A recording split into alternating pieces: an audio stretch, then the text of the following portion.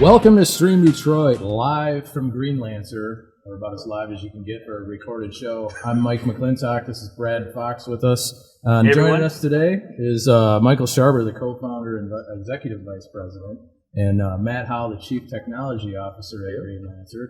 Welcome to the show, guys. Thanks for coming on. It's a show of many firsts. Yeah, this is awesome. So this is our first show, our first offsite, and secondly, it's our first show with two guests. So we're really crazy. Yeah. We're really mixing it up. Yeah. So everything's going to go wrong. So we'll just have to get over it. But that's why it's not really going to be live. It's why it's going to be edited. That's why it's never really live, but live from as far as you know, probably. Yeah. Right. So we're here at GreenLancer in fashionable downtown Detroit, Michigan. It's interesting to me what business you guys are in right now. It's not only green, but the Lancer part is what really gets me.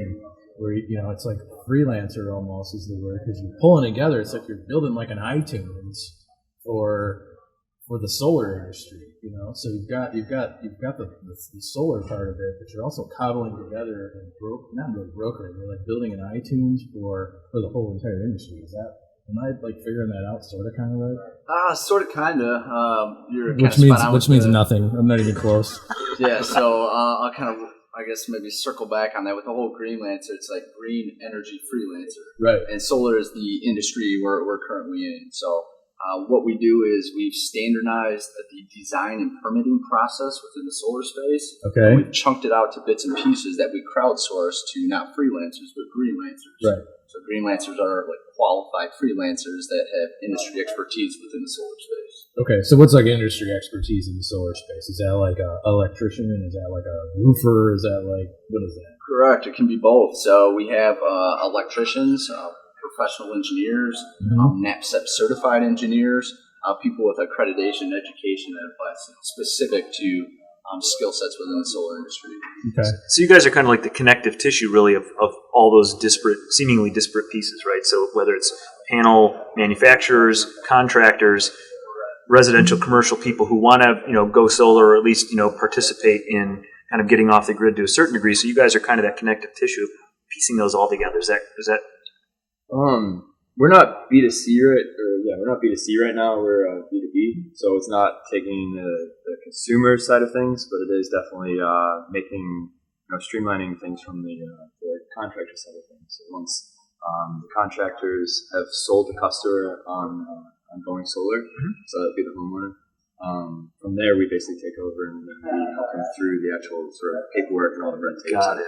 Yeah. Yeah. So look at it like this: anytime a solar system is installed, every project needs designs. And that's what we do. Got it. So what kind of designs? Why do they need to design it? Why can't I just slap one on the roof? So it's just like if you put a pool in your backyard or you're building an addition on your house, you need to apply for a permit. Same thing if you're putting a solar system on your house. So we actually furnish permit drawings, plan sets, like essentially the blueprints used to build and install these systems. So in order to get the permit, you got to do the design. Correct. In order to do the design, that takes an engineer? It does, in most cases, or a designer we call. Okay. But depending on the type of project, the complexity of the project, you might have to have professional engineers review the drawings and then stamp the drawings. Okay. So there's different levels of skill sets, I guess. So you have those as GreenLancers. So the engineers. And what else besides the engineers? Electricians? Yeah. So you got to have an electrician, obviously, to hook it up. Right, absolutely. So look at it. But, probably not. So look at it this way. It's similar like, I guess, union halls. Union halls, you have tool and die makers, you have people that work on the production line. We take different skill sets and group them into not union halls, but talent pools. So we have a talent pool of electricians. We have talent pools of NAPCEP certified designers who might be speccing systems and, verifying equipment. And then electrical engineers actually doing the 3-line diagrams. And then people like reviewing and stamping drawings. Then maybe a college kid who's doing just CAD design for 3D layouts and things like that. Okay. So like, would contractors be part of that? So say you're a general contractor or you're a roofing guy or something, and you want to like get in on starting to put these in, but you don't really know how to do it. You don't have an engineer, and you don't have an electrician, and you don't have all this expertise, and you can't get all this expertise because maybe you're only going to do 2 of these jobs. Is that your market? And those are the kind of people that you're going to sort of be the back office for that contractor and then the contractors are like you're almost performing a service for them because you're just feeding these contractors work, these engineers. Is that? Yeah, so that's a great question. You actually hit the nail right on the head. But that explains kind of one of our customer segments. Mm-hmm. So we have primarily two customer segments. We have like your electricians, your roofing contractors, your general contractors, people that are just now entering the solar space for the first time. To your point, they lack the expertise, they lack the industry knowledge, they don't have any solar expertise or solar they don't have any engineers on staff. So and their customers are asking about it, right? It's like, hey, we're thinking about solar, so and the contractor's like, well, I don't know anything about that, right? So this would be a those great. are perfect people because we can tell them the information they need to collect. We can provide them the designs, and once they have that information, I mean, these are professional contractors. They can build and install anything, but they need those blueprints to do so. So we are a simple solution and not going and hiring a bunch of engineers. We're plug and play and come on our website and order the designs as you need them. So that's kind of one of our customer segments. On the other side, we have more experienced contractors that have solar expertise. They've been installing solar for years, but they're trying to reduce their overhead and scale their operations. And so we are a scalable solution to not, continue increasing overhead and hiring more people in a way to actually grow your business without growing your cost proportionately. Cool. So I would imagine, like with contractors, that usually means like pulling permits. That can't be an easy process. Like we did some work on our house a while ago, and and it's like. Now, and I can't imagine that permits. They're not standard, I wouldn't imagine, because you got to deal with cities, you got to deal with county, states. What does that look like for you guys? I imagine it would be challenging for a contractor. I mean, how does that look for you for kind of the solar industry? Yeah, that's actually probably the biggest pain point in the solar industry right now is because there are so many different jurisdictions with so many different requirements. There's the National Electric Code, the National Fire Codes that get released every few years. But then it's up to the jurisdictions to actually adopt those codes, and so they can take the codes as they are, or they can make their own addendums to them. And so it really is a case-by-case basis on the different jurisdictions. And then there are thousands of these jurisdictions. So there's thousands of different sort of building authorities, building departments, municipalities. But to Matt's point, bureaucracies. That's exactly right. A lot of red tape. A lot of way through. That's what all these guys are doing. Yeah, and so one of the ways we do that is Matt just mentioned, like, that is the most difficult part of the process is the permitting, because we have 18,000 different authorities having jurisdiction, meaning permitting offices. So what we do is every time a project is done in a new region or a new city that we haven't done work, the first step is calling the local building department and finding out, are there certain requirements or constraints we have to work around? Once we find out what those requirements are, we can tailor our design specific to meet those requirements. Got it. So you guys just dump if they have a PDF on their website, their municipality website, you dump it in there and just say, okay, here's what we need to do. We need to do steps 1 through 15 to make sure that this is code and it's all good to go. And I would imagine that makes it a lot easier for contractors and so forth, and for everybody involved, right? That's part of the beauty of what you guys are doing, right? Just easing some of the pain points that are associated with. It's the craziest regulation. Craziest regulation. They're all pretty crazy. Right. I don't know if there's one spitting on the sidewalk. Some people don't want panels facing the road. So depending on where you're at, they don't want panels on the front of the house or beauty. Or they can't be visible from the street. Or if you have, roof faces, going east or going south, like you have certain requirements on where you can actually put the arrays at. So it's kind of like where you're actually putting the system, how the system looks. They don't want it visible from certain places, where you're going to put some of the meter boxes and things like that. And some of the requirements actually make a lot of sense. You've got different things to consider. Like in Michigan for solar, we've got snow load to consider. Mm-hmm. Down in Florida, you've got wind speeds to take into consideration. Alligators. Alligators too. Alligators on roofs. Yeah. So Tornado Gator. That's the next movie. There you right? go. Hashtag. Just thought of that right. Yes, of course. That's what I was thinking about. Yeah. So it makes sense, like in that realm, the U.S. is a huge space. There's a lot of geographical sort of differences to take into consideration. But even on a per state basis, you could be, the contractor could be in one sort of region operating in a few different cities and have to deal with like, well, over in Southfield it goes in perfectly, and down in Detroit I'm having more trouble or something. Like it's really locality specific. Yeah. So you got to know all that stuff. You got to figure out like what's all the little bugaboos, or be able to figure that out. Really. Well, speaking of, so this is an interesting one. So we talked about different, in Michigan, you talked about snow loads. Arizona, you have different considerations. So backing up a little bit, solar and Detroit doesn't really roll off the tongue. Why Detroit? Why did you guys, of all things, how did you get here in Detroit? So do you want the long story or the short story? We got time. Let's we got all day. And we have editing too if it goes too long. Right? Yeah, so I'll make it a long story but a short story. So back in 2009, I left my job. I used to be in industrial manufacturing. I worked for a large industrial supply distributor selling heavy machinery and equipment to a nationwide account deck, all machine shops. Our co-founder Patrick, during that same time, was working for a large solar company based out of San Diego.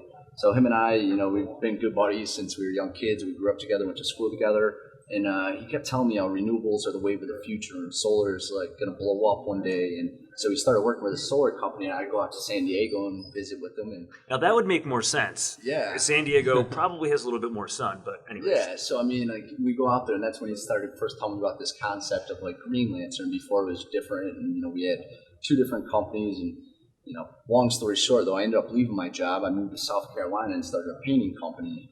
I came home for Christmas and met up with Patrick, who actually just got laid off because his company was downsizing. So he's like, I got a few freelance jobs. Like, you want to get involved? I need some help. And so I never went back to South Carolina. I actually called my friend down there. I was like, hey, hang on to all my stuff. Get it when I get it. And I drove straight to Denver, Colorado. And we stayed on a friend's couch for a couple weeks. And then we moved up into the mountains and just skied and snowboarded and partied, and had a great time. And we started this. This is the blueprint for how you start a startup. This is it. Every startup has a great story. Every company has a great story. I mean, it's just the fact we're here. I'm excited about, because it was a long journey. But we started doing some freelance engineering, and I started doing some like fleshing out the business plan, the marketing plan, creating marketing material. And at the time, it was 2 different companies. It was Stellar PV, which was the engineering side. And then it was Green Scene, which was the sales and marketing side. So ran Green Scene, Pat ran Stellar PV, and eventually just kind of meshed together. But while we're in Colorado, we're having the best time of our lives, doing freelance work. So we're making money, we're skiing every day, like in a beautiful country. And then we got hooked up with DT, the local utility provider here in Detroit. And there was an incentive program for solar that popped up in 2009. So they have no solar experience here, so we started designing systems here locally for DT directly and a few other contractors. And so our plan was, let's move back to Detroit for the summer. We'll clean house, we'll make a bunch of money, buy a boat, and move back to California, Vegas, right? Yeah, off to the promised land from there. So before we did that, though, the plan was, I'm not ready to go home yet. So we ended up wiring up my car, and I still drive this car. It's a Saturn L300 2004.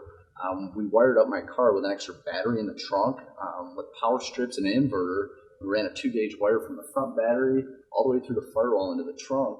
So we actually had power in the car. Oh, yeah. Yeah, totally. We didn't have to pull a permit for it. But it may have voided your warranty. Yeah, you can either confirm or deny, right? But at that point, I wasn't worried about it. So that's why you put the turntables in? It was. Okay. We had a printer, man. We made flyers for parties on the road and everything. Wow. So you had like a completely mobile office? We did, a mobile office, and we actually took 2 21-inch flat-screen monitors and created these brackets behind them that slipped over your headrest. So literally, I'd be driving, be on the phone, and Pat would be in the back seat, looking at the monitor and hacking away on his laptop. Wow, that's better than the speakers in a Fiero. Oh, it was crazy. And so we ended up driving. This was on June 1st of 2010.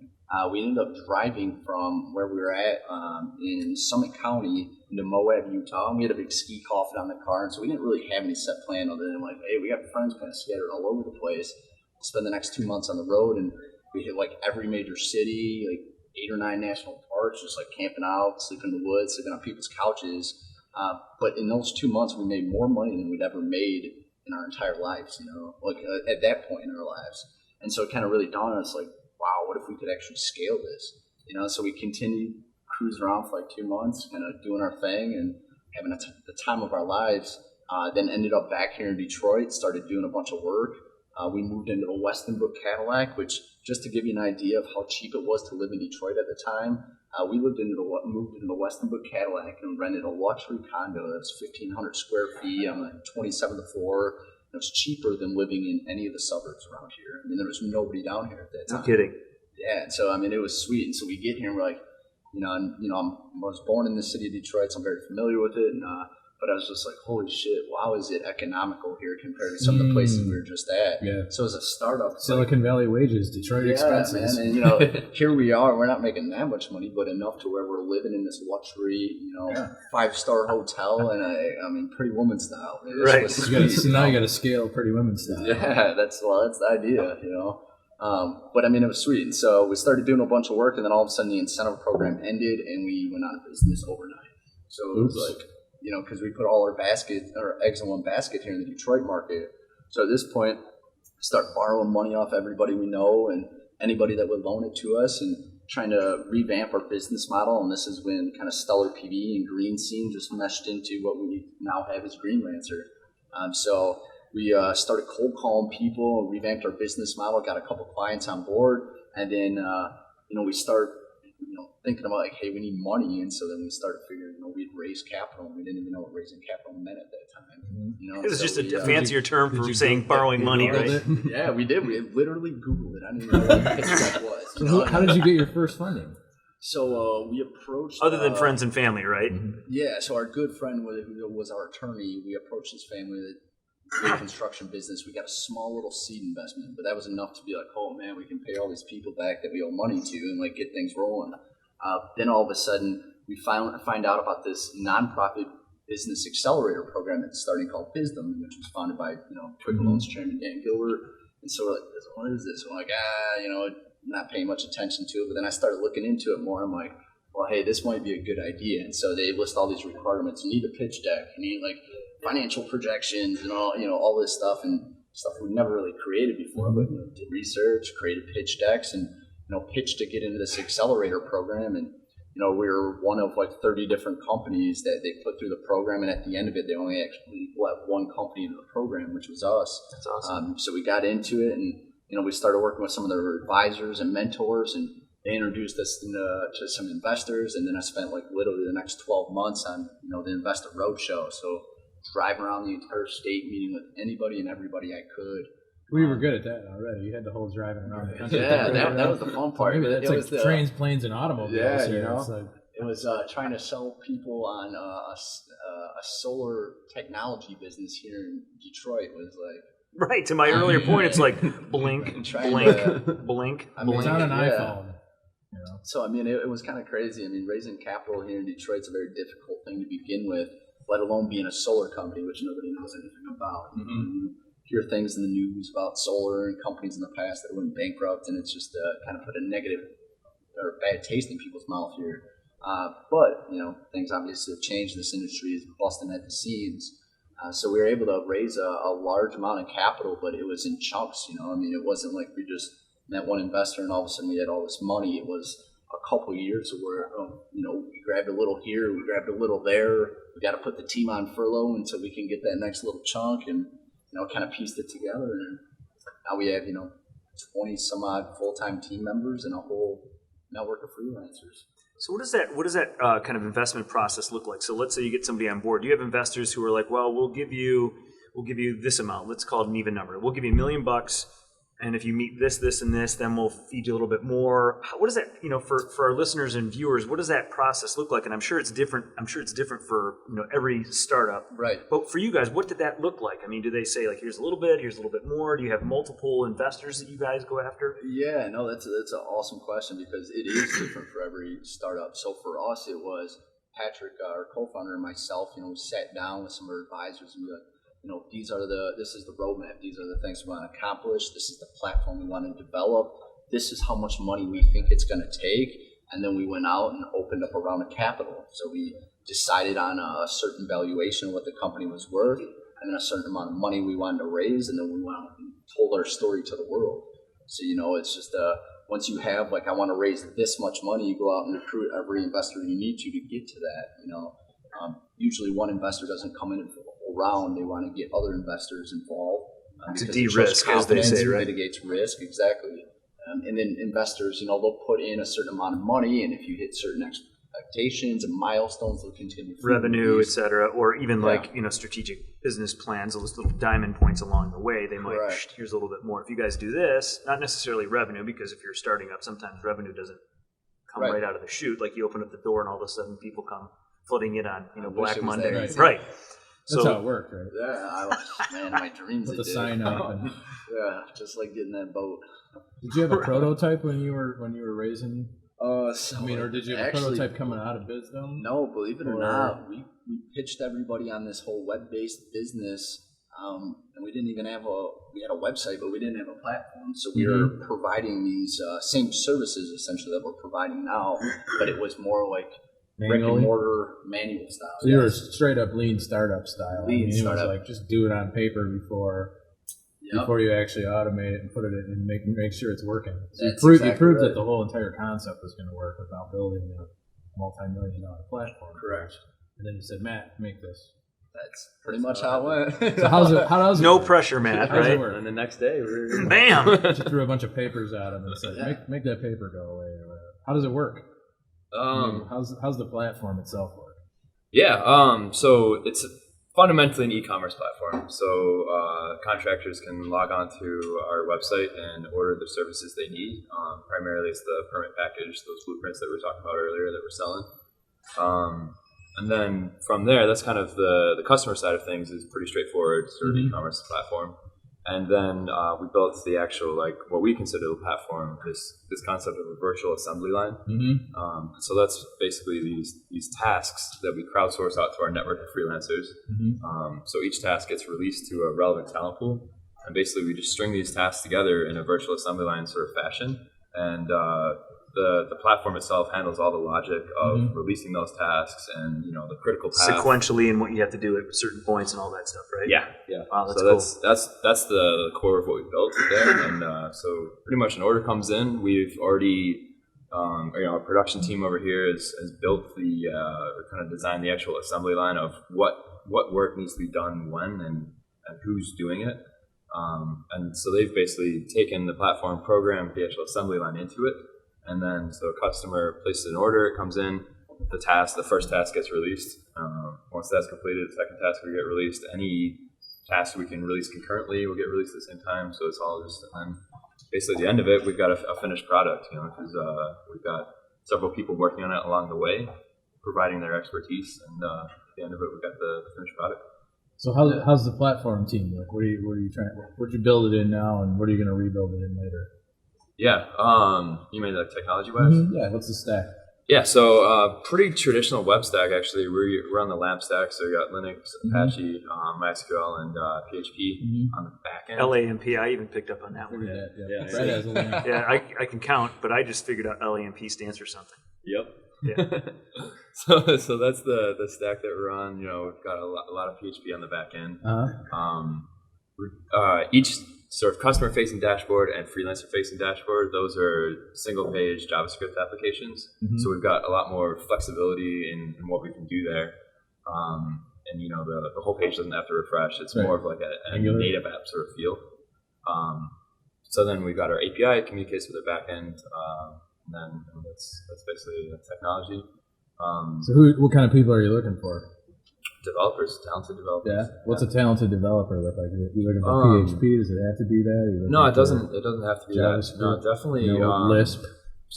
We Cobol. got some Lisp going. You got some Lisp going, really? Yeah. No shit. We're nerding out. Really? Yeah. We're gonna nerd out for a minute, Brad. I'm just gonna let my eyes roll back in my skull right He's now. looking for Lisp programmers in Detroit. How do you find Lisp in Detroit?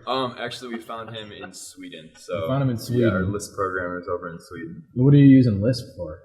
That's what drives AutoCAD actually. So AutoCAD, Really? kind of like in Excel, you got Excel macros and something you can build. So yeah, we've got AutoCAD's driven in Lisp. They've got their own flavor of it. It's called AutoLisp. But yeah, There's that allows us 18,000 to municipalities in America, and AutoCAD's driven by Lisp. Yeah. Yeah. So the Lisp part of it is actually to drive the templates. So this is actually a huge step forward for us, and it happened quite recently. Our permit documents are about 15 pages of blueprints, and so there's an awful lot of the customer name, the customer information, the contractor's logo that needs to go on these templates. And so we were just paying freelancers to do that, and it was just kind of data entry almost. You're in CAD, but you're just typing. You're reading over here and typing over here. So we decided to automate that through the use of Lisp. So basically, we kick out a dump of data from our database, according relevant to that one service. Run this Lisp script, which does all the data entry to the template, for us. Right.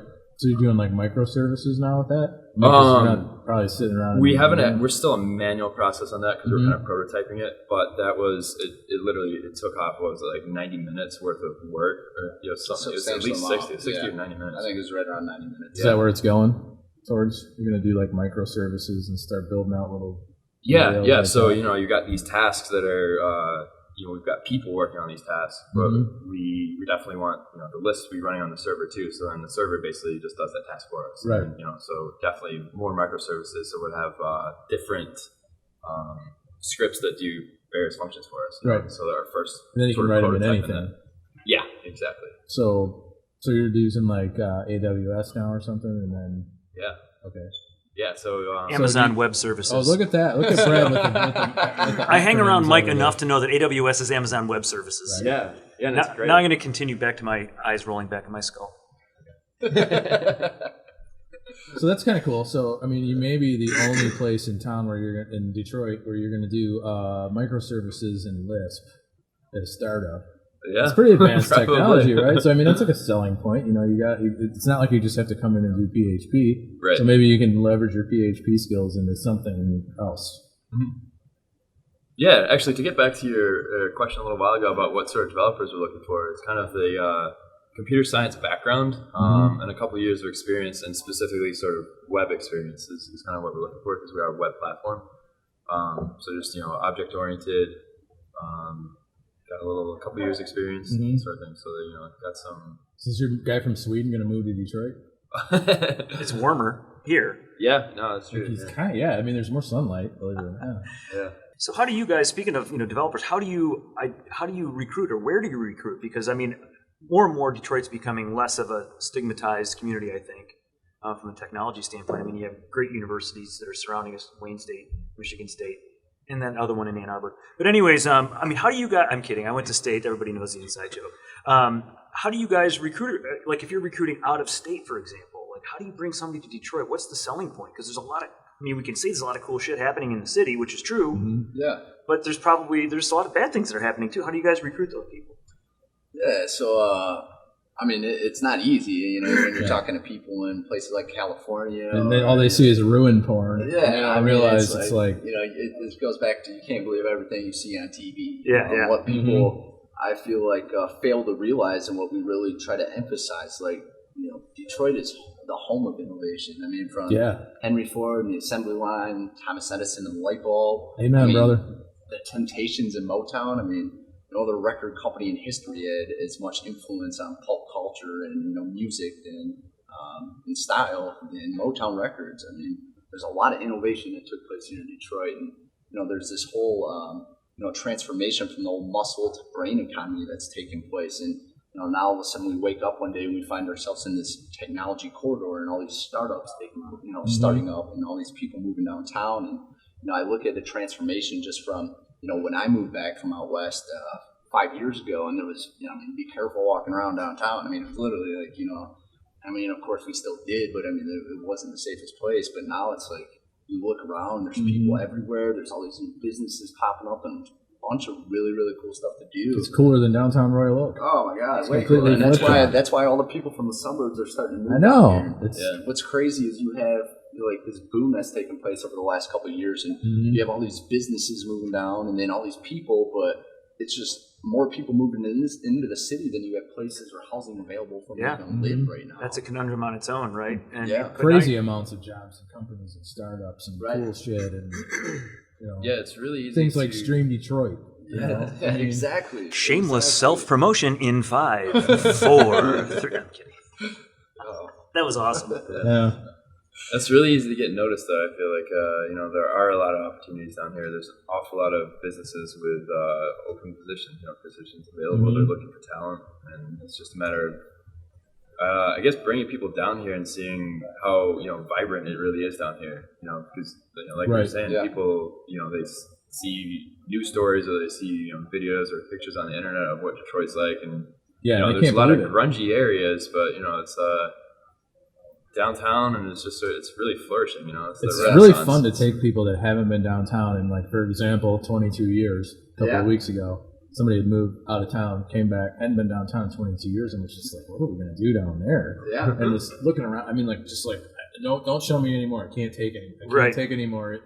It's just too much. That person's brain was used to wig shops all up and down Woodward, and now there's no more wig shops. And where do you shop for your wigs? Right? Yeah, no idea. I know. It's funny. It happened the other day. It's not fair. Why I need a wig for wig buyers. It's just not fair. Right. Yeah. I used to. Are you calling me bald again? Is that a veiled bald joke again? No, This is my favorite. I'm wearing my favorite wig right now. Right. I call this an old flappy. Bill Bonds. Yeah, it's the Bill Bond special. You know what it is. So you guys talked about your freelancers, or as you guys call them, your GreenLancers. And so we also talked a little bit about recruitment. So as kind of one of your marketing challenges, I would imagine, is to bring these GreenLancers on your platform. What does that process look like? How do you market to them? How do you find them? How do you retain them? What does that process look like?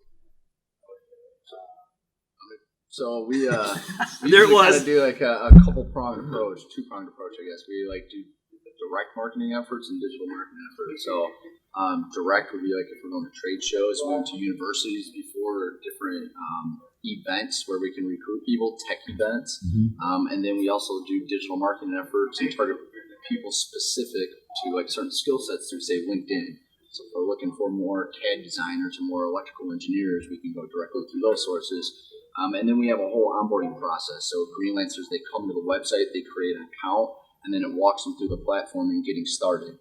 So we qualify them on three things: their accreditation, education, work experience. And what is the retention? I mean, what does that look like? I imagine that once they have this really simple process, a really easy way for them to get jobs, right? How do you?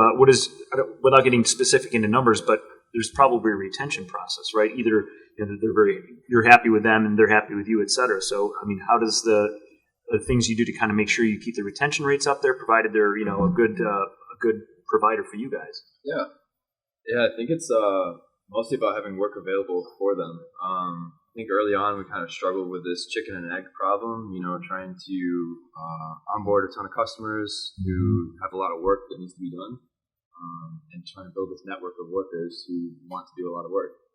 So it's kind of like a two-sided marketplace that we're trying to build. And I think the most important thing for retention purposes is just making work available to them. Yeah, it's like a classic network of any sort, right? Yeah. Conundrum, right? Because like I've worked in the ad network business, digital ad networks before. So there's kind of the publisher side and there's buy and sell side, right? So you have to kind of putting this all together. Balancing act. Yeah, it really is. You got to kind of ratchet up both sides. It's classic supply and demand, Keynesian. So how do you go about doing that? That's like almost like as you're building the platform and you're designing the platform, how do you figure out how you got like the empty storefront syndrome, which I just made that up? That was good, though. Because it's hard, right? Yeah, it's like you got to have them both, but in order to get one or the other, in order to get both, you have to have something. So how do you do that? Is that like part of the process of designing? It was a lot of process improvement to get there. I feel like it was just streamlining our customer onboarding side of things, and then streamlining our GreenLancer onboarding, and make sure that we're not, because right now actually we've got a wait list for GreenLancers. So really, we're not accepting new GreenLancers currently. We just have a wait list.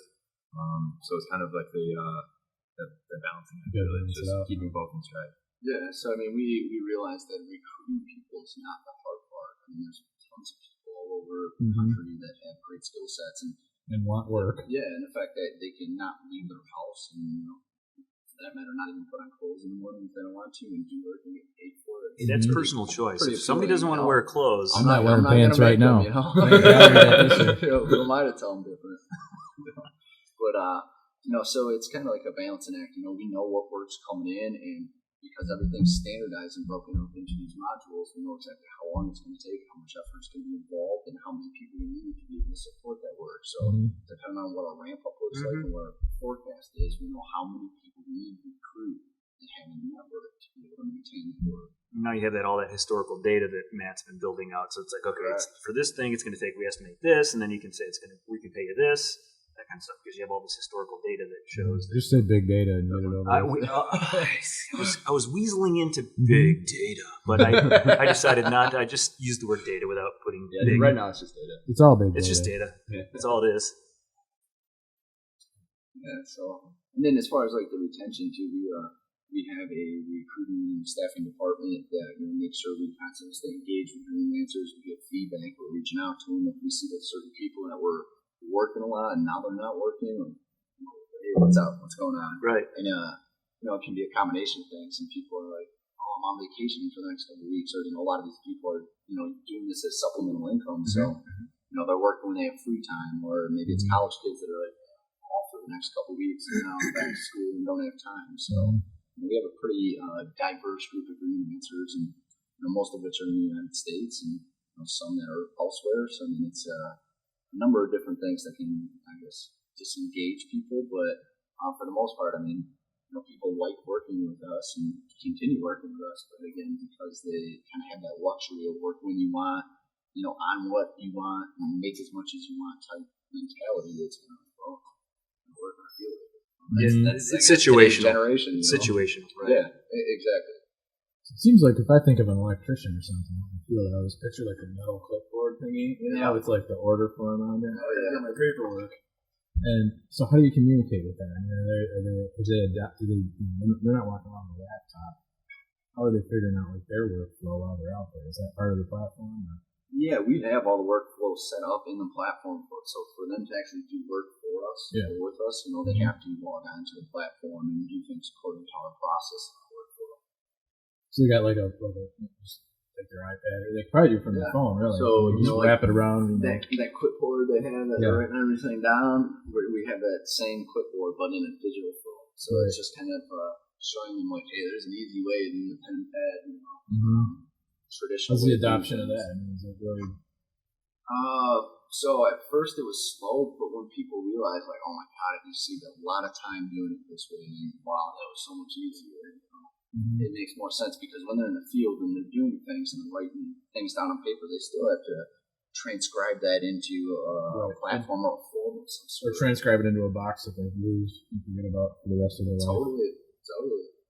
In triplicate, canary. We keep the canary.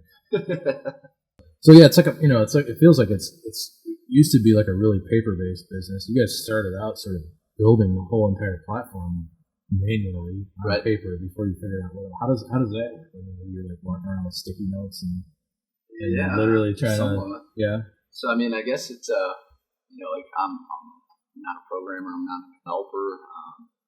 Patrick, our co-founder, is here. I mean, he's technology agnostic. We both are, but it's a matter of taking like a concept that you have in your head and actually turn it into like a platform, which we now have. So systems thinking. The systems thinking, yeah, absolutely. So systems don't necessarily have to be technical. They don't have to be a technology platform. No, it can be totally manual. But in order to take something that's an actual system and to turn it into that, you have to figure out what that system is, and you have to be able to think and see that whole entire thing. So how do you pull that off?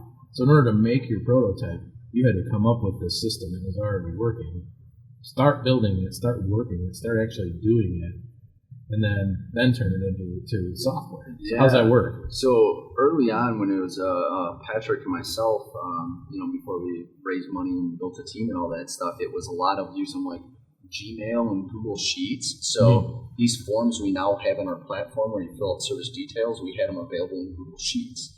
So people could fill out the sheets, and we'd go and grab the information, then we'd email stuff, then we'd call over the phone, and then people would throw things in Dropbox, so we kind of hodgepodged all this stuff together, And so it sounds like my world, Man, it can be very convoluted, And so, it's sitting down, in the early days, sitting down with Matt and, being like, hey, this is the product. He's familiar. All right, I see what you guys are doing.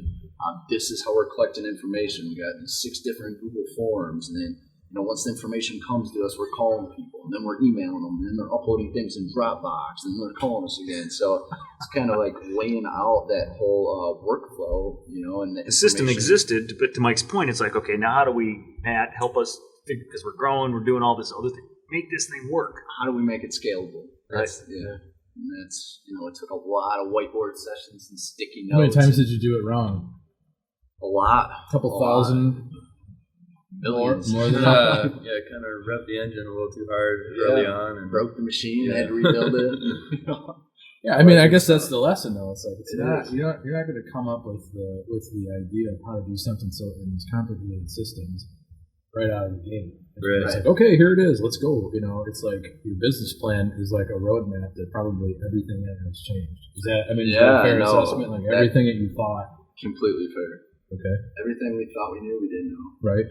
That's at least you had an outline of what you didn't know. And it's a matter of some of the things in our head, like we want to do it this way, and Matt being like, no, you can't do it this way. It's got to be done this way, and just actually sitting there and brainstorming, bouncing ideas around. This is the whole goal. This is the objective, and these are the tactics that we need to execute on. So how do you guys manage? So let's talk a little bit about on that notion. Now that you've got kind of things in place, let's talk about growth. You talked about building out this scalable system that you guys have in place now. So without getting into, we don't need to talk about specific numbers, but obviously you guys have grown from basically two guys and a couple of laptops in the back of a Saturn L300. Did I get that right? Highly customized one, by the way. Highly customized one, highly modded. Qualify as I think the mod community. Don't sell that car. No, I won't. I never. That thing has true driving it. I can't even let it go. That has crossover appeal, right? For geeks who are like what you've done, putting cords through firewalls and stuff like that. How you've modded your car. But so you built a system for growth and scalability. Talk a little bit about, without getting into specifics, you guys have grown from two guys and a couple of laptops to 20 people or so right now? About 25, I think. Yeah, so talk a little bit about that growth curve and what does that look like kind of down the road and how you guys built to manage and so forth. Yeah, I guess you always underestimate the amount of money you need to build things and the amount of resources you need to build things. So, early on, it's like, all right, we need a technology team. Here we are trying to build this website, be this technology-based company, but neither of us are technologists in terms of programmers and developers and stuff. So right away, that's an immediate need. And so once we recruit a technology team to build it, it's like, all right, now we need somebody to go sell it to the world and tell everybody how great it is. And then we need, as we start getting more and more business, it's like, all right, we have this network of freelancers or GreenLancers, but we also need actual, operations people working inside and kind of, pulling levers and pushing buttons and looking at everything from a high level, hovering above it. So it's kind of identifying, where you need things or support from the technology side to the operations side to the sales and marketing side. And, as you continue getting money, you be like, all right, where can we best spend this money? Because, I'm a firm believer and it takes money to make money. I don't want to just throw money away, but if it's increasing value, well, then you certainly want to fuel those efforts. So, it's just, again, laying out that roadmap and figuring out, all right, for this to happen, what do we need to do? And what are you guys thinking about? I know you guys are focused on a very specific business model, but what are you guys thinking about down the road? If you can kind of give us a little peek under the hood a little bit without revealing or divulging any sort of company secrets, what are you guys thinking about down the road? Say, are you guys thinking 5 years down the road? Are you thinking about, product add-ons or, different areas or avenues that you can go down? Wind, for example, is that something that's on the horizon? I think in the nearer term, it's kind of solving other problems in the solar industry, especially in regards to paper-based problems, kind of the paperwork and the red tape that they have to go through, and then just providing more technology. So this is a very pen and paper industry, and I feel like we can make a huge impact on the contractors by just providing them with technology solutions. So there's still a lot of holes, still a lot of gaps in the solar industry that you guys think you can kind of plug some of those gaps in. There's other services too that we don't currently offer that people are still doing brick and mortar style. That it's like, wow, we can see how we can leverage our platform to be able to provide these other services. And there's other services that engineering and design work. These permit plans are the crutch of it all. Every project needs them, but there's still people going out on site doing site evaluations, collecting information. There's people that are doing permit running, like submitting permits, and so there's this whole gamut of services. There's people doing procurement, getting equipment. There's just a gamut of services. So we're seeing where best we could potentially fit in and offer additional services outside of what we're currently doing.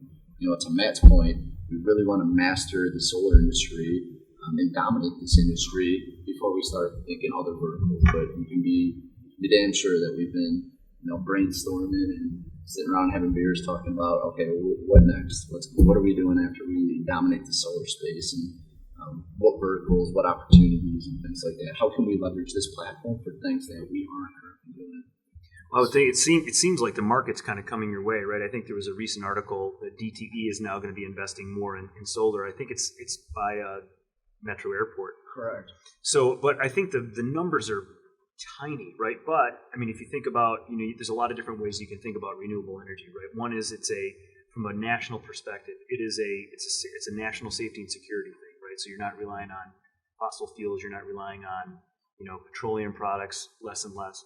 So it's interesting that, on one hand, you read an article like DTE investing in solar. It's like, wait, that doesn't make any sense. They just want to charge me as much money as I possibly can by burning coal or whatever the heck that they do. So there's a lot of treadmills. What's that? It's all treadmills. I think so. Whatever the heck they do, yeah. But I would think that there's a lot of opportunity there, and you guys are in a pretty good spot for that. And by having being able to plug those gaps, but. So talk a little bit about that aspect, right, from a utility standpoint. Are you doing some work with utilities? Are there, opportunities like that, or legislative, right? So, Obama just came out with some, that he wants to reduce coal, for example, was a big one, right? Imagine that's right in your roundhouse. How are you guys thinking about that? Yeah, so right now that was a lot of questions and a lot of words, and I don't know what the hell I said. You tied them all together, though. You did a good job tying. Yep. The main takeaway that I got was that solar is blowing up and it's not going anywhere.